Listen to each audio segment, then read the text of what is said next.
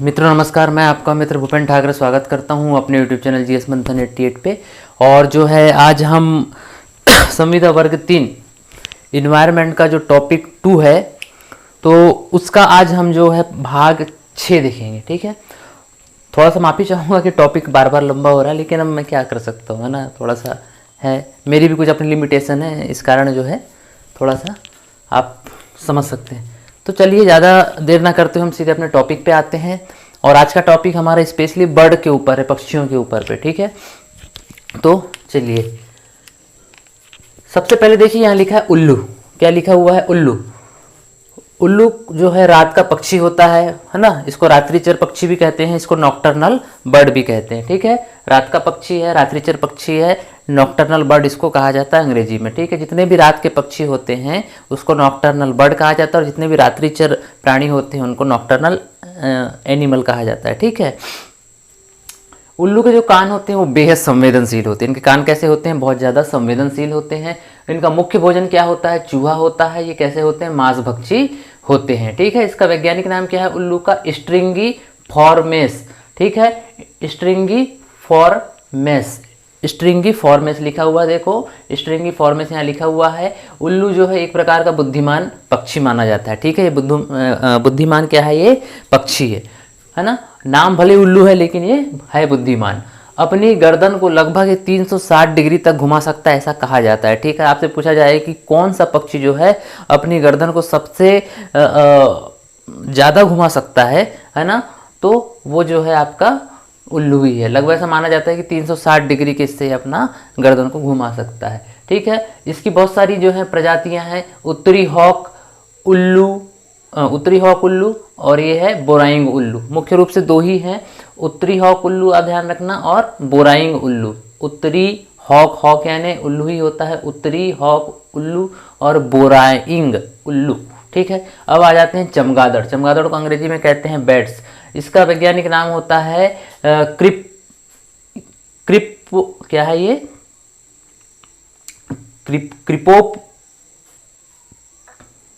किरोप्टेरा, है ना। इसका देखिए किस किस्म का नाम है, इसका थोड़ा सा पढ़ने में दिक्कत जा रहा है। किरोप्टेरा, है ना, किरोप्टेरा इसका वैज्ञानिक नाम है। किसका? चमगादड़ का। ठीक है, इसको बीमारियों का राक्षस भी कहा जाता है। क्या माना जाता है? बीमारियों का राक्षस भी माना जाता है। ऐसा माना जाता है कि दुनिया में जितनी भी बीमारी फैलती है उसका मुख्य कारण जो है चमगादड़ ही होते हैं। ठीक है, तो इसलिए इसको बीमारियों का राक्षस भी माना जाता है। रात का शिकारी भी कहा जाता है इसको, रात को शिकार पे निकलता है चमगादड़ भी, है ना। मुंह से भोजन खाता है और मुंह से ही ये मल करता है। ठीक है, मुंह से ही भोजन करता है और मुंह से ही ये मल करता है। एकमात्र ऐसा प्राणी है जो मुंह से ही खाता है और मुंह से ही जो है पाचन क्रिया भी करता है। ठीक है, तो ये एक प्रकार का जो है स्तनधारी प्राणी है। और दूसरी चीज़ क्या है? मांसभक्षी भी है। इसमें दो प्रजाति होती है, एक मांसभक्षी होता है, जो बड़े आकार के जो चमगादड़ होते हैं वो मांसभक्षी होते हैं, और जो छोटे आकार के होते हैं वो शाकाहारी होते हैं। ठीक है, वो कीड़भक्षी होते हैं।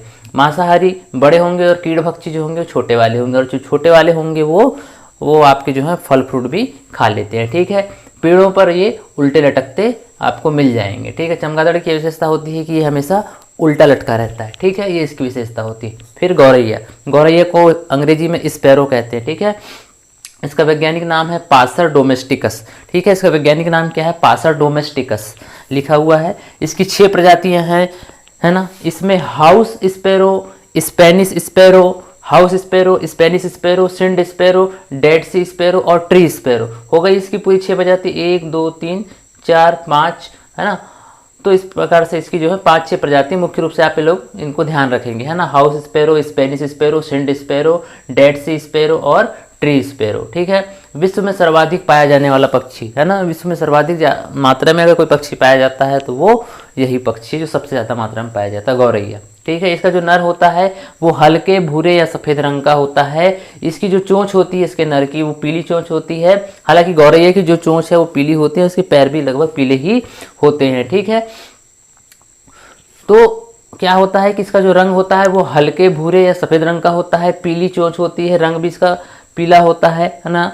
और गर्दन पर इसका क्या होता है? काला धब्बा होता है। इसमें जो नर होता है, गौरैया में जो नर होता है उसका जो सिर है वो थोड़ा सा काला होता है, ठीक है। उसके गर्दन पे जो है काला सा ऐसा धब्बा होता है, ब्लैक स्पॉट होता है, ठीक। फिर जो मादा होती है इसकी पीली चोंच होती है और इसका भी रंग पीला होता है। इसके जो पाँव होते हैं, जो टांगे होती हैं वो पीली होती हैं, ठीक है। आप में से लगभग प्रायः सभी लोगों ने अपने घरों में गौरैया को देखा होगा जो आंगन में फुदकते रहती थी, ठीक। अब आ जाते हैं हम लोग कौवा, ठीक है। कौवा का वैज्ञानिक नाम है कोवर्स स्प्लेंडिस, कोवर्स स्प्लेंडिस, ये इसका वैज्ञानिक नाम है। इसका वर्ग है कार्विडी। इसका वर्ग क्या है? कार्विडी है। राजस्थान में इसको कांगला कहते हैं और मारवाड़ी में इसको हाड़ा कहते हैं, ठीक है। राजस्थानी भाषा में इसको कागला और मारवाड़ी भाषा में इसको जो है क्या कहा जाता है? हाड़ा कहा जाता है। इसका रंग काला और भूरा होता है ना। कुछ कौवे काले होते हैं और कुछ भूरे होते हैं। अधिकतर हमने काला कौवा ही देखा है। इसकी जो चोंच होती है बड़ी पैनी होती है और ये सर्वत्र पाया जाता है। कहाँ पाया जाता है? सर्वत्र, मतलब पूरी दुनिया में हर जगह आपको कौवे देखने को मिल जाएंगे, ठीक है। ये सर्वभक्षी पक्षी होता है, सब चीज खाता है, शाकाहारी मांसाहारी दोनों किस्म की प्रवृत्ति होती है, इसलिए सर्वभक्षी श्रेणी में आता है। ओमनिओरस ये बर्ड है, ठीक। पेड़ की सबसे ऊंची डाल पर घोंसला बनाता है। इस पॉइंट को नोट कर लीजिए कि किसी भी पेड़ की सबसे ऊंची डाल पे घोंसला बनाने वाला जो पक्षी है वो आपका कौवा है। ये इंपॉर्टेंट पॉइंट है, इसको आप नोट कर लीजिए। फिर मोर को पाओ क्रिस्टेटस भी कहा जाता है। मोर को क्या कहा जाता है? पाओ क्रिस्टेटस भी कहा जाता है। ये तीतर परिवार का सबसे बड़ा सदस्य है और चमकीला पक्षी है। तो मोर का वैज्ञानिक नाम क्या है? पाओ क्रिस्टेटस है और तीतर परिवार का ये सबसे बड़ा सदस्य भी है और ये कैसा है? चमकीला पक्षी होता है, ठीक है। भारत और श्रीलंका का ये राष्ट्रीय पक्षी है। भारत और श्रीलंका का राष्ट्रीय पक्षी कौन है? वो है आपका मोर। नर मोर जो है नाचता है, ठीक है। नर मोर क्या होता है? बरसात के दिन में मादा को रिझाने के लिए पंख फैलाकर नाचता है ताकि मादा उसकी तरफ आकर्षित हो सके, ठीक है। ये भी एक सर्वभक्षी पक्षी है और जो है इसमें जो नर होता है वो मादा से ज़्यादा सुंदर होता है, ठीक है। जो मादा मोर होती है उससे जो नर मोर होता है वो ज़्यादा सुंदर होता है, क्योंकि इसके पास में जो पंख होते हैं वो इस कारण वो जो उसकी सुंदरता को बढ़ा देते हैं, ठीक है। जब वो पंख फैलाकर सावन के महीने में नाचता है अपनी मोरनी को अपने तरफ आकर्षित करने के लिए, ठीक है। और याद रखना, वर्ष 1963 में मोर को भारत का राष्ट्रीय पक्षी घोषित किया गया है। कब? 1963 मोर को जो है भारत का राष्ट्रीय पक्षी घोषित किया गया है, ठीक। अब नीलकंठ या फिर इंडियन रोलर बर्ड भी कहा जाता है। नीलकंठ को क्या कहते हैं? इंडियन रोलर बर्ड, ठीक है। इसका वैज्ञानिक नाम है कोरिसियस बेंगालेंसिस। कोरिसियस बेंगालेंसिस ये इसका वैज्ञानिक नाम है। इसका मूल निवास भारत है। नीलकंठ जो है मुख्य रूप से उसका मुख्य निवास स्थान क्या है? भारत है। ये भी सर्वाहारी होता है और दशहरा के दिन जो है इसके दर्शन शुभ माने जाते हैं। दशहरा जो होता है इसके दर्शन शुभ माना जाता है ना। इसको ऐसा माना जाता है कि भगवान शिव का या दशरथ जी का अवतार है, इस तरीके से इसको माना जाता है, ठीक है। और कॉर्सीडाई परिवार का है। कौन से परिवार का है? कॉर्सीडाई परिवार का सदस्य कौन है? नीलकंठ है। अब कबूतर के विषय में थोड़ा छोड़ देते हैं हम लोग। देखते हैं पहले चील या काइट, है ना। चील या काइट, इसका कुल क्या है? इसका कुल है सेन। ये किस कुल के है? ये इसका कुल है सेन और ये सर्वत्र पाया जाता है। इसकी लंबाई 2 फुट होती है। सोचो चील कितने फुट का होता है? 2 फुट का होता है। रंग इसका कैसा होता है? कलछाव भूरा, मतलब गहरा भूरा रंग। कलछाव भूरा का मतलब होता है गहरा भूरा रंग, ठीक है। ये सर्वभक्षी मुर्दाखोर पक्षी है। सर्वभक्षी मतलब सब कुछ खा सकता है ना। शाकाहारी मांसाहारी दोनों किस्म की इसकी प्रवृत्ति होती है और मुख्य रूप से ये मुर्दाखोर पक्षी होता है।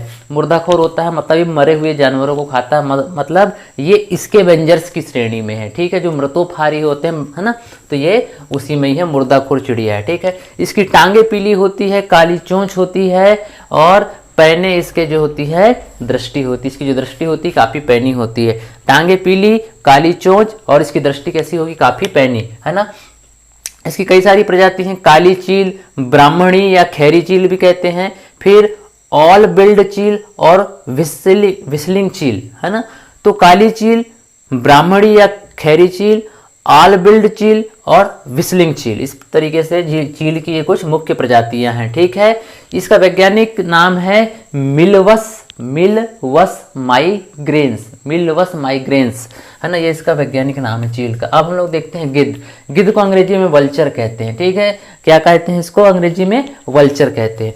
ये कौन से परिवार का है? वल्चरडाई परिवार का है, ठीक है। कौन से परिवार का है? इसका परिवार क्या है? वल्चरडाई, है ना। इसका आकार काफी बृहद आकार का होता है, मुर्दाखोर शिकारी पक्षी है, जैसे चील है वैसे ही आपका गिद्ध भी है, ठीक है। और इसकी भी दृष्टि काफी तेज होती है। इसका रंग कत्थई से काला भी होता है, या तो कत्थई होता है और काला भी हो सकता है। काफी भारी वजन का ये पक्षी होता है। इसकी जो चोंच होती है टेढ़ी मेढ़ी होती है। ये हमेशा झुंड में रहता है। जो गिद्ध होता है वो झुंड में रहता है। इसका वैज्ञानिक नाम है, जो भारतीय गिद्ध है उसका वैज्ञानिक नाम है जीपस इंडिकस। क्या है इसका वैज्ञानिक नाम? जीपस इंडिकस, ये इसका वैज्ञानिक नाम है। ये उच्च उपभोक्ता श्रेणी में आता है। मतलब जब हम खाद्य श्रृंखला देखेंगे तो उस खाद्य श्रृंखला के सबसे टॉप में हमको कौन नजर आएगा?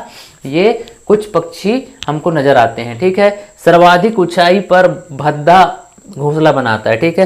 याद रखना, सबसे ज्यादा ऊंचाई पर कोई घोंसला बनाता है तो वो कौन बनाता है? हमारा गिद्ध ही बनाता है। सबसे अधिक ऊंचाई पर घोंसला कौन बनाएगा? गिद्ध बनाएगा, ठीक। और चट्टानों के बीच में, है ना, जो चट्टानों के बीच में ये अपना घोंसला बनाता है। बहुत ऊंचाई पे जो चट्टानें होती हैं उन चट्टानों के बीच में ये घोंसला बनाता है। मतलब सबसे ज्यादा ऊंचाई पर घोंसला बनाने वाला पक्षी क्या है? वो है गिद्ध है। अगर पूछेगा कि पेड़ की सबसे ऊंची डाल पर घोंसला कौन बनाता है तो कौवा, और सबसे ज्यादा ऊंचाई पर घोंसला कौन बनाता है तो गिद्ध। ये दो आप फैक्ट याद रखना, ठीक है। भारतीय गिद्ध, इसकी कुछ प्रजातियां हैं। भारतीय गिद्ध है, लंबी चोंच वाले गिद्ध है, लाल सिर वाले गिद्ध है, बंगाल गिद्ध है और सफेद गिद्ध है। तो भारतीय गिद्धों की कुछ मुख्य प्रजातियां हैं जो हमने यहाँ देखे, है ना। फिर ये विलुप्त पक्षी की श्रेणी में आ चुका है लगभग। अब ये समय आ गया है कि इस पृथ्वी से लगभग जो है वो गिद्धों की समाप्ति हो ही चुकी है, ठीक है। आप ये मान के चलिए। लेकिन वर्ष 2006 में जो है गिद्धों का संरक्षण किया जा रहा है। वर्ष 2006 से गिद्ध परियोजना लागू की गई है और गिद्धों को अब जो है अलग से प्रोटेक्शन दिया जा रहा है ताकि इनकी प्रजाति को बचाया जा सके, ठीक है। फिर हम लोग देखेंगे अगला गोदावण, या इसको सोन चिड़िया भी कहते हैं, या इसको सोहन चिड़िया भी कहते हैं, इसको हुकिया भी कहते हैं, इसको मुराइन भी कहते हैं और इसको ग्रेट इंडियन बस्टर्ड भी कहते हैं, ठीक है। गोदावण कह लो, सोन चिड़िया कह लो, सोहन चिड़िया कह लो, हुकिया कह लो, मुराइन कह लो, ग्रेट इंडियन बर्ड, ये सब इसके नाम है गोदावण के, ठीक है। इसका वैज्ञानिक नाम है एडियोप्टिस नाइग्रिसेप्स, एडियोप्टिस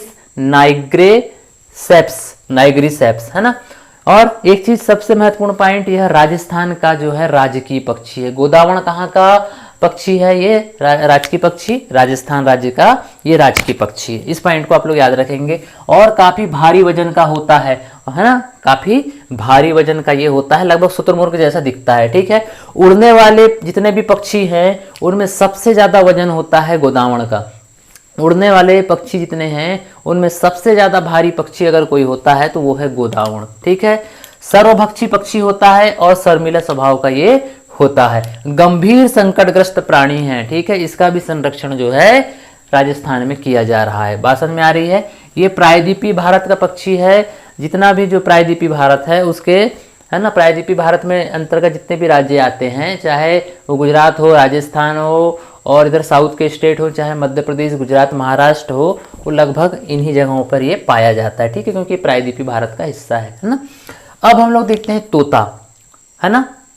और याद रखना, मध्य प्रदेश में जो सोन चिड़ैया जो है, या उसको सोन चिड़ैया भी कहते हैं या गोदावण भी कहते हैं, इसका संरक्षण कहाँ कहाँ पर होता है? दो जगह पर इसका संरक्षण हो रहा है। एक घाटी गांव ग्वालियर में, घाटी गांव अभ्यारण्य कहाँ पर है? ग्वालियर में, वहां भी सोन चिड़ैया का वो संरक्षण किया जा रहा है। और एक आपका जो होता है वो होता है आपका करेरा अभ्यारण्य कहाँ पर है? वो है शिवपुरी में। तो आप ये दोनों फैक्टों को आप लोग याद रखेंगे। बात समझ में आ रही है?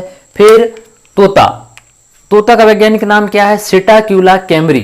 क्या है इसका वैज्ञानिक नाम? सिटाक्यूला कैमरी इसका वैज्ञानिक नाम है। 10 से 12 इंच का लंबा होता है जो हरा तोता होता है। नर और मादा लगभग एक ही जैसे दिखते हैं, है ना। और ये कई रंगों में पाए जाते हैं, कई रंगों में जो है पाए जाते हैं। और इसका मुख्य जो निवास स्थान है वो है ऑस्ट्रेलिया महाद्वीप, ठीक है। भारत में भी पाया जाता है लेकिन जिसका मुख्य रूप से जो प्राकृतिक आवास है ये इसका वो है कहाँ? ऑस्ट्रेलिया महाद्वीप, ठीक है। भारत में करण, बेलाऊ, ये कुछ मुख्य इसकी प्रजातियां होती हैं। इसका मूल निवास देखो ऑस्ट्रेलिया, न्यूजीलैंड है ना। झुंड में रहते हैं, नर और मादा एक जैसे दिखते हैं, यही बात मैंने आपको बताया। जो इसको और क्या बोलते हैं, सुआ बोलते हैं और पोपट भी बोलते हैं ना। महाराष्ट्र में इसको सुआ भी कहते हैं, है ना, या महाराष्ट्र में इसको पोपट कहते हैं, है ना, बोलते हैं ना पोपट बना दिया, है ना। तो यही है कि सुआ बोल लो या पोपट बोल लो, मतलब ये किसका पर्यायवाची है, तोता का ही पर्यायवाची है, ठीक है। गर्म क्षेत्रों का ये पक्षी होता है और एक प्रकार का ये शाकाहारी पक्षी है, ठीक है। तोता मांस नहीं खाता है, वो शाकाहारी होता है, ठीक है। आप लोगों को मालूम है, घरों में इसको मनोरंजन के लिए पाला जाता है। फिर हम लोग देखते हैं कबूतर। कबूतर को पिजन भी कहते हैं अंग्रेजी में, और इसका जो वैज्ञानिक नाम है वो है Columba livia domestica. Columba livia domestica जो है आपके कबूतर का वैज्ञानिक नाम है ना। और कबूतर कई कलर में होते हैं, सफ़ेद के रंग के भी होते हैं, स्लेटी रंग के भी होते हैं, काले रंग के भी होते हैं, है ना। तो और हरे रंग के भी कबूतर होते हैं, है ना। भारत का एक ऐसा राज्य है जहाँ पर हरे रंग के कबूतर भी पाए जाते हैं, याद रखना। वो आप ढूंढना कहाँ पर मिलते हैं, है ना। तो इस तरीके से कबूतर ये होता है। और एक चीज़ सबसे विशेष पॉइंट जो है कबूतर के विषय में कि इसको शांति का प्रतीक माना जाता है। और सबसे भी महत्वपूर्ण चीज़, इस पॉइंट को नोट कर लेना कि ऐसा कौन सा पक्षी है जो दूध देता है, वो है कपोत या कबूतर, है ना। इसको कपोत भी कहते हैं। सिर्फ एक ऐसा और एकमात्र पक्षी है जो कि दूध देता है, वो है आपका कबूतर। कबूतर दूध देता है, याद रखना, ठीक। तो इस तरीके से ये चीज़ें हैं, है ना। तो आज के लिए सिर्फ हम इतना ही रखते हैं, है ना। आप इतनी ही चीज़ों को याद करो। मैं कुछ ज़्यादा पॉइंट आपको एक्स्ट्रा बता भी ना, जो इम्पोर्टेंट लगता है वही मैं आपको बता रहा हूँ, है ना। जो चीज़ें परीक्षा में आ सकती है वही बता रहा हूँ। कुछ चीज़ें और हैं, घड़ियाल के विषय में मेरे को आपको बताना, मैं कभी बता दूंगा, है ना। और घड़ियाल के बाद में जो है आपका क्रोकोडाइल वगैरह है, फिर जंगली सुअर है ना। कुछ चीज़ें ऐसी बची हुई हैं। तो हम पक्षियों के विषय में लेके चल रहे हैं और प्राणियों के विषय में भी हम लोग लेके चल रहे हैं, ठीक है। तो आज के लिए लगभग इतना ही रखते हैं। अब 1-2 वीडियो और इसके बनेंगे, लगभग 3 वीडियो और जाएंगे इसके, है ना। तो हम 3 वीडियो जो आगे जाएंगे तो उसमें हम लगभग जितनी भी चीज़ें शेष रह गई हम सब कुछ कवर कर लेंगे इस टॉपिक का, ठीक है। लेकिन आप लोग जो है मेहनत करिए, जितनी चीज़ें आपको बताई जा रही हैं आप उसको ईमानदारी से पढ़ें और कमेंट कर दो। क्या कर दो, कमेंट कर देना, बिल्कुल, है ना। तो आज के लिए सिर्फ इतना ही रखते हैं। जय श्री राम।